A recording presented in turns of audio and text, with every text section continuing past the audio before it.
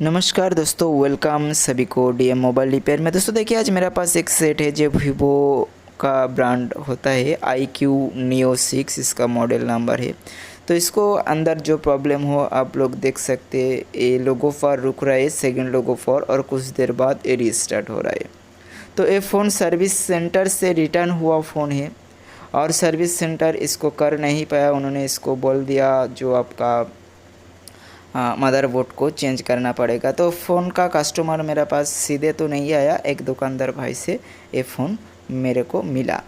तो आप जो वीडियो देख रहे 20 मिनट का, ये वीडियो बनाने के लिए मेरे को 3-4 डेज़ लग गया इस फ़ोन को तैयार करने के लिए, ठीक है। तो इस फ़ोन को बारे में जितना जानकारी मिला आप लोगों को साथ में शेयर करूँगा। आप लोग वीडियो एंड तक देखते रहिए और मेरा बात को ध्यान से सुनिए, तो बहुत सारी जानकारी इस फ़ोन को बारे में आपको मिल जाएगा, क्योंकि मैंने खुद इस फ़ोन के ऊपर बहुत सारी एक्सपेरिमेंट किया। तो मेरा जो नॉलेज है वो आपको साथ शेयर कर रहा हूँ। तो हो सके आपका टाइम बच जाए मेरा कोई एक बात से।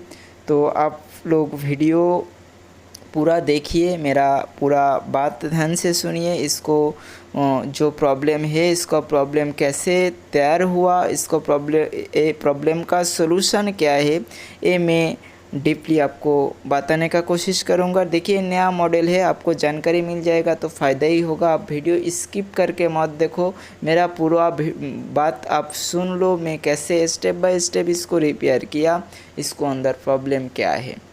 देखिए, पहले मैंने इसको ये सोचा था जो इसको अंदर CPU और रैम रिवॉल्व करने से ये प्रॉब्लम सॉल्व हो जाएगा, क्योंकि देखिए इसका मैंने रिकवरी मोड पे फ़ोन जा रहा है, लेकिन जब उसको फॉर्मेट करने का कोशिश कर रहा हूँ तो फॉर्मेट पे एरर आ रहा है।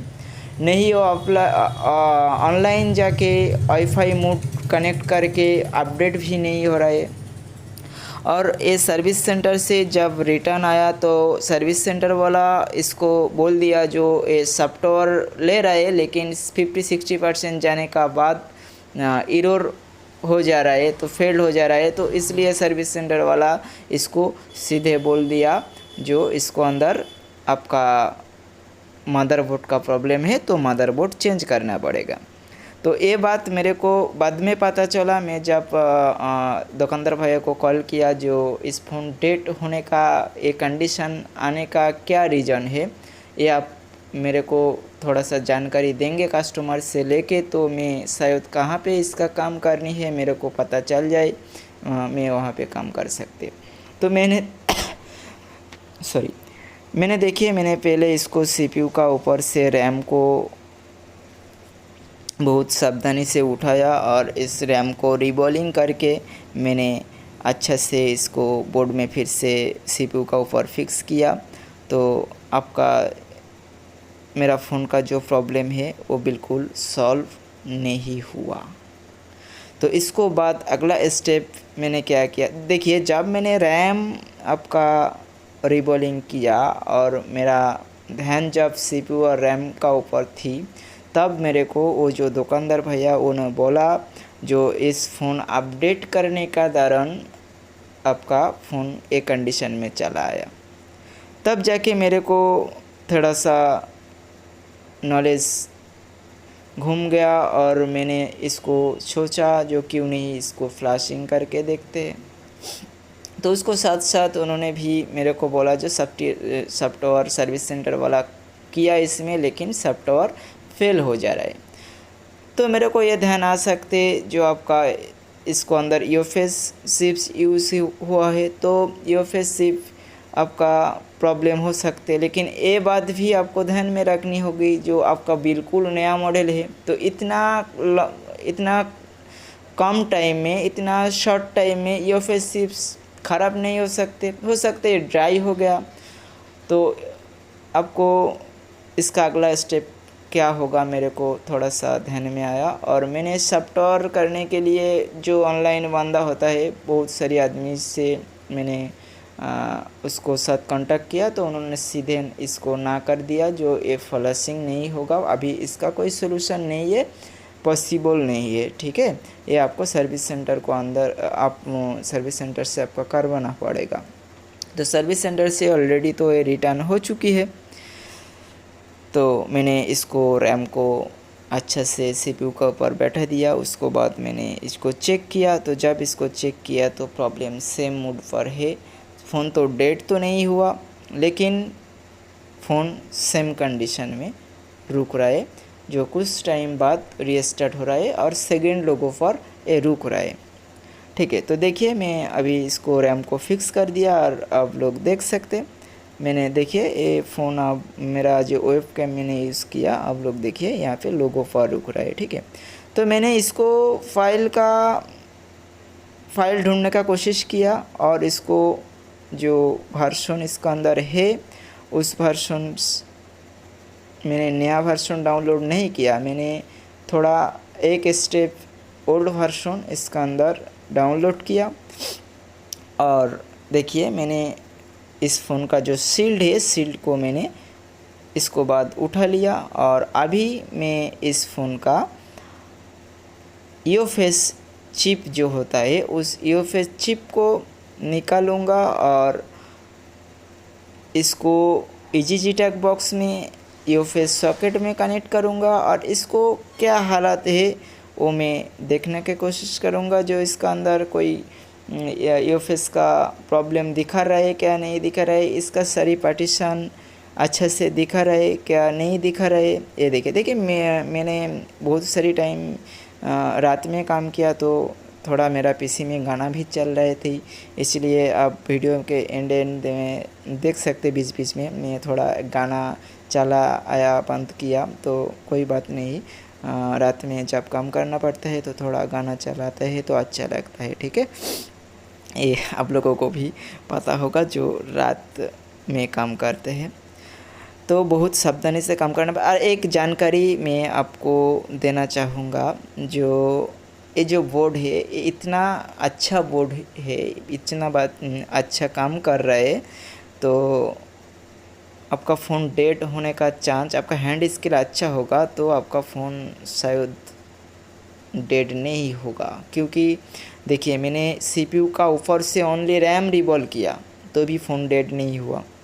और अभी देखिए मैंने CPU का बगल से जो ईओफेस इसको भी निकला तो थोड़ा सा 2 बॉल मेरा डैमेज हो गया, तो 2 बॉल ग्राउंड का बॉल थी, तो वो बॉल मैंने रिपेयर कर दिया और उसको बाद मैंने इसको ईओफेस को बॉक्स में कनेक्ट किया और ईओफेस को चेक किया। तो जब चेक किया ईओफेस का हेल्थ बिल्कुल सही है, ठीक है।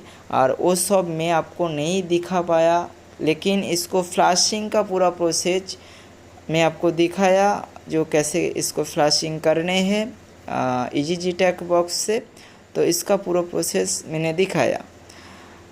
वो मैं लैपटॉप से किया, लेकिन मेरा थोड़ा ये जो डेस्कटॉप है जहाँ से मैं रिकॉर्ड कर रहा हूँ, डेस्कटॉप में रिकॉर्ड का थोड़ा सा प्रॉब्लम हो गया था, इसलिए मैंने इसको जो डम फाइल है इसको लोन पार्टीशन वगैरह, इसको चिप कॉन्फ़िगरेशन जो फाइल होता है वो सारी फाइल मेरा पास है, मैं इस फाइल को रीड करके रखा हूँ, ठीक है। तो वो मैंने वीडियो में नहीं देखा पाया, लेकिन इस फ़ोन को कैसे मैंने फ्लैशिंग किया, कौन सा फाइल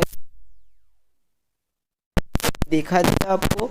और मैंने बाद में इसको लैपटॉप में कनेक्ट किया, और क्योंकि देखिए कभी भी बिजली जा सकते, इसलिए डेस्कटॉप उतना टाइम बैकअप नहीं देगा। और ईओएस चिप से बहुत स्लो स्पीड, लगभग आपका 600-700 KB का एक स्पीड देता है। तो और इसका फाइल बहुत बड़ा फाइल है, तो इसलिए बहुत लॉन्ग टाइम लग जाएगा। मेरा पूरा रात लग गया इसको फ्लैशिंग होने में, ठीक है। तो इसलिए मैंने लैपटॉप से इसका काम किया, और लैपटॉप से कनेक्ट करके मैंने कौन सा टूल से इसको फ्लैशिंग किया वो आपको मैं पूरा वीडियो में दिखाऊंगा, उसका कोई बात नहीं, आप लोग देख सकते हैं इसका फ्लैशिंग कैसे करते हैं। तो पूरा वीडियो मैंने ऐड कर दिया इसमें। लेकिन मैंने जब इसको लोन पार्टीशन को बैकअप लिया था और आपका यूएफएस का प्रॉब्लम कहाँ पे दिखा रहे थे ये मैं आपको नहीं दिखा पाया। लेकिन प्रॉब्लम कुछ भी नहीं, प्रॉब्लम इसको हेल्थ बिल्कुल सही थी, लेकिन पार्टीशन वगैरह जहाँ पे थोड़ा सा एरर मेरे को मिला, तो मैंने सोचा इसको जब अपडेट किया था उन्होंने तब कुछ अपडेट हुआ, उसको बाद में ऐसा कुछ प्रॉब्लम हो गया जिसके दौरान इस फ़ोन का पूरा अपडेट नहीं हो पाया। इसलिए इसको फाइल का अंदर कोई सिस्टम फाइल का अंदर कोई प्रॉब्लम हो गया, इसलिए फ़ोन इस कंडीशन में चला गया। ठीक है, तो देखिए मैंने इसको यूएफएस को क्लीन करके इसका जस्ट मैंने ये EasyJetag बॉक्स में कनेक्ट किया। देखिए मैंने EasyJetag बॉक्स में कनेक्ट किया और EasyJetag टूल ऐसा होता है ना, ये मेरा पीसी बहुत सारे आदमी को साथ ऐसा होता है जो पीसी में एंटीवायरस ऑटोमेटिकली EasyJetag को सारी टूल को खा लेता है। ठीक है, तो दोबारा इसको इंस्टॉल करना पड़ा। देखिए ये देखिए मैंने इसका वीडियो पूरा बनाया, लेकिन वीडियो में थोड़ा प्रॉब्लम आ गया था। तो देखिए अभी देखिए मैंने इसको EasyJetag टूल यूज़ किया और देखिए मैंने लैपटॉप से कर रहा हूँ। देखिए मेरा लैपटॉप पर ऊपर आपका जो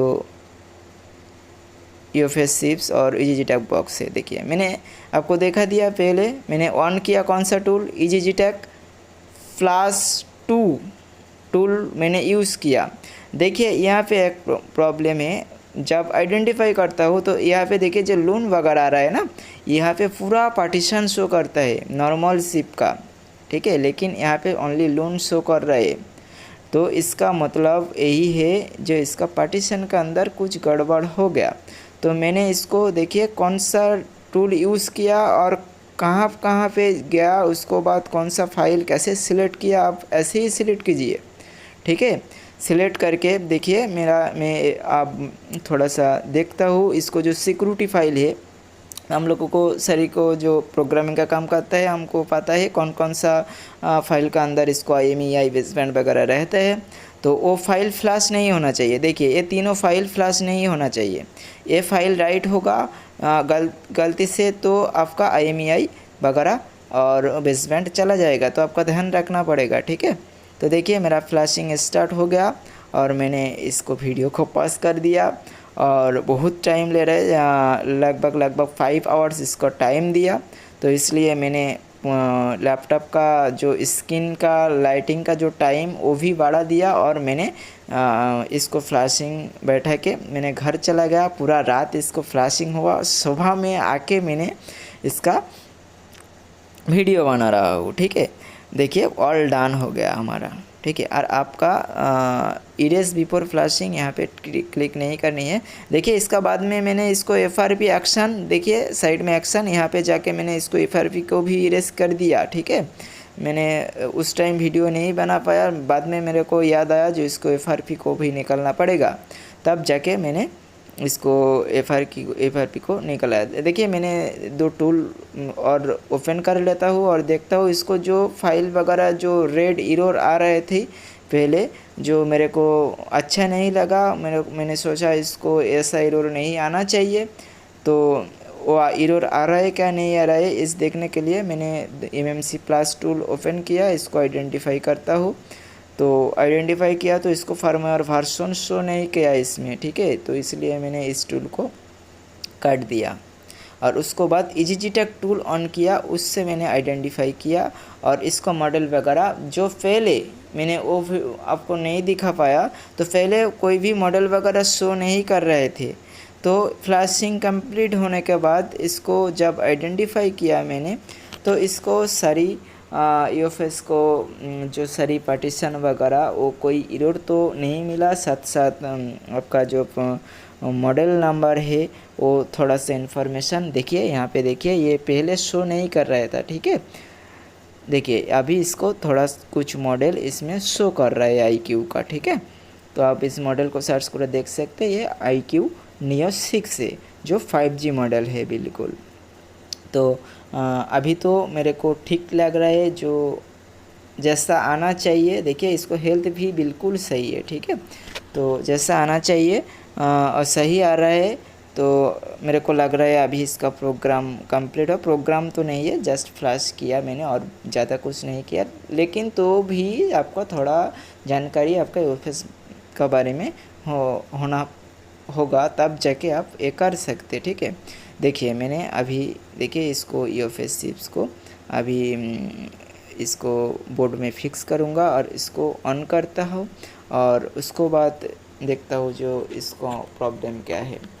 तो आप सब लोगों को पता है जो यूएफआई बॉक्स में जब हम एमएमसी को कनेक्ट करता हूँ तब जाके आपको रिबॉलिंग ऑलरेडी करके तब जाके कनेक्ट करना पड़ता है, लेकिन EasyJetAC बॉक्स में आपको आईसी फ्रेंड में कनेक्ट करने के लिए आपका फ़ोन का आपका एमएमसी हो और यूएफएस कोई भी हो, इसको रिबॉलिंग करने का ज़रूरत ही नहीं पड़ते।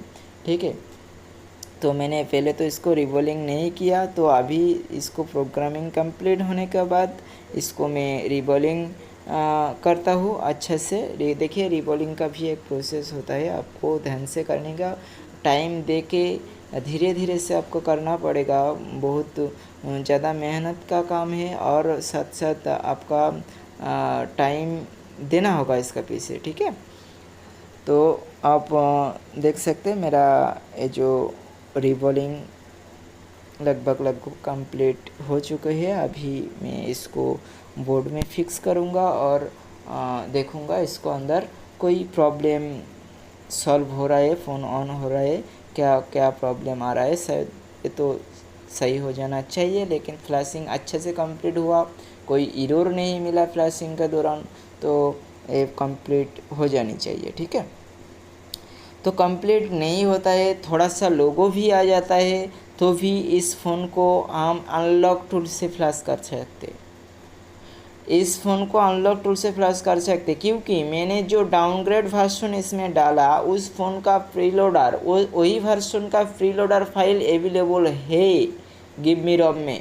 तो मैं इस फ़ोन को अनलॉक टूल से शायद कर सकते, इसको आइडियल पॉइंट बना पाऊँगा तो इसको अनलॉक टूल से फ्लैशिंग कर सकते। तो इसलिए मैंने वही फाइल डाला जो फाइल में कोई भी एरर आएगा, फ़ोन थोड़ा सा बूट लूप में आएगा, थोड़ा सा लोगो पर आएगा, तो मैं अनलॉक टूल से उसको फ्लैश कर पाऊँगा, ऐसा फाइल मैंने इसको अंदर डाला। ठीक है, कि मैंने ऑलरेडी देखा इसको प्रीलोडर फाइल अवेलेबल है, तब जाके मैंने वो फाइल इस यूएफएस के अंदर डाला, तो एरर नहीं आना चाहिए क्योंकि पूरा फ्लैशिंग अच्छे से हुआ है, इसलिए एरर नहीं होना चाहिए। ठीक है, तो चलिए थोड़ा सा कूल कर लेते हैं इसको और अभी इसको फ्रेम को साथ कनेक्ट करता हूँ और देखता हूँ इस फ़ोन का अभी क्या हालत है और ये फ़ोन ऑन हो रहा है क्या नहीं हो रहा है। देखिए ऐसा भी हो सकते, इसको CPU ज़्यादा हीट हो गया तो इसका बाद मेरे को CPU को भी रिबॉलिंग करना पड़ेगा, ऐसा तैयार रहना होगा आपका। ठीक है, काम कहाँ पर जाके सक्सेस होगा ये आपको भी नहीं पता, मेरे को भी नहीं पता। ठीक है, तो ये सर्किट अच्छा सर्किट है, अब लोगों को मैं ये बोल सकता हूँ सर्किट बिल्कुल अच्छे सर्किट से। अब एक आईसी हीट करने से दूसरा आईसी प्रॉब्लम नहीं होगा और सर्किट फूल जाने का कोई प्रॉब्लम नहीं आएगा, क्योंकि मैंने काम किया इस सर्किट के ऊपर, इसलिए मैं आपको बोल सकते। ठीक है, जो कौन सा सर्किट आपका प्रॉब्लम हो सकते, कौन सा सर्किट प्रॉब्लम नहीं हो सकते। ठीक है, देखिए मैंने इसको बैटरी को कनेक्ट कर दिया और अभी चार्जिंग लगा रहा हूँ, तो पहले तो कोई रिस्पॉन्स नहीं दे रहे थे, लेकिन अभी देखिए इसको जो चार्जिंग जो सिंबल वो सिंबल देखिए आ गया। ठीक है, तो थोड़ा सा वेट करता हूँ और इसको एक बार ऑन करके देखता हूँ। 1% चार्ज इसके अंदर देखा रही थी, तो अभी देखता हूँ क्या होता है। इसको देखिए वाइब्रेट हुआ और ये फ़ोन फर्स्ट लोगो फॉर आ गया। तो अभी वेट करता हूँ थोड़ा सा और क्या होता है देखता हूँ। देखिए अभी ये फ़ोन सेकंड लोगो पर आया और रुक रहा है। फ्लैशिंग करने के बाद थोड़ा टाइम तो ले लेते हैं, कोई भी फ़ोन ऑन होने के लिए। ठीक है, मैं उस टाइम पे थोड़ा सा अलग काम की देखिए कर लिया। देखिए फ़ोन पूरा तरफ से ऑन हुआ, फिर से फ़ोन ऑफ हो गया। तो मैंने इस टाइम सोचा था जो फ़ोन को शायद हमारा CPU को भी रिबोलिंग करना पड़ेगा, नहीं है तो फ़ोन को फिर से एक बार अनलॉक टूल से फ्लैश करना पड़ेगा। तो देखिए दोबारा ऑटोमेटिकली ये ऑन हो रहा है। ठीक है, तो देखिए दोबारा इसको ऑन हो गया। तो मैंने शायद इसको सोचा बिल्कुल हो गया। तो इस टाइम मैंने ऐसा सोचा जो CPU ज़्यादा हीट हो रहा है तो इसलिए प्रॉब्लम हो रहे थे। तो ऑटोमेटिकली वो खुद का ही प्रोग्राम चल रहा है। ठीक है, ऐसा कुछ नहीं है। देखिए यहाँ पे एक लिखा आ गया और जैसा फॉर्मेट होता है फ़ोन उस तरीके का से कुछ लिखा आ गया और फिर से ऑन हो रहा है। ठीक है, तो कुछ प्रोग्रामिंग खुद से चल रहे थे फ़ोन का अंदर और मैंने सोचा जो फिर से शायद फ्लैश करना पड़ेगा। नहीं तो देखिए मैंने इसको CPU को भी थोड़ा कूल करने का कोशिश कर रहा हूँ, क्योंकि सब कभी कभी CPU ज़्यादा हीट हो जाती है ऑन होने का टाइम, तब इस तरीके का प्रॉब्लम आ सकता है। ठीक है, तो मैंने थोड़ा सा इसको वेट किया और देखिए इसको रिजल्ट मेरे को क्या मिला ये देख सकते हैं आप। देखिए अभी हमारा फ़ोन ऑन हो चुकी है पूरा, और देखिए मैं अभी कम कर रहा हूँ तो फ़ोन ऑफ नहीं हो रहा है। तो ये जो 2 बार फ़ोन ऑटोमेटिक ऑफ ऑन हुआ, ये कोई प्रॉब्लम नहीं है, ये खुद का आपको फ्लैशिंग करने का बाद हो सकता है इस फ़ोन में ऐसा कुछ होता है। ठीक है, तो खुद में वो खुद से ऑफ हुआ, खुद से ऑन हुआ। देखिए अभी देखिए मैंने इसको FRP भी उस टाइम हटा दिया था, तो इसलिए इसके अंदर कोई FRP वगैरह नहीं लगा। और देखिए देख सकते हैं आप इसका मॉडल वगैरह। देखिए मेरा वेबकैम इतना अच्छा नहीं है तो मैं मॉडल वगैरह शायद अच्छे से नहीं दिखा पाऊँगा, तो भी दिखाने का कोशिश करता हूँ आपको। देखिए ये iQOO Neo 6 मॉडल है जो 5G का मॉडल है। अभी देखिए इसको IMEI वगैरह बेसबैंड वगैरह सारी कुछ ओके है, IMEI भी नहीं गया है। तो मैंने सक्सेसफुली इसको प्रोग्रामिंग कर पाया, मैंने सक्सेसफुली इसको फ्लैशिंग कर पाया EasyJet से। तो आप लोग EasyJet से इसको सक्सेसफुली फ्लैशिंग कर सकते, कोई दिक्कत नहीं है। आप बिल्कुल मैंने जो फाइल यूज़ किया मैं वीडियो में दिखा दिया, आप वही फाइल वो टेस्टेड फाइल GiveMeROM का फाइल है, आप GiveMeROM से ही ले सकते और वही फाइल आप फ्लैश कर सकते। तो थैंक यू, मिलते हैं अगला कोई वीडियो में, तब तक आप लोग अच्छा रहिए और प्लीज़ चैनल को सब्सक्राइब कर दीजिए।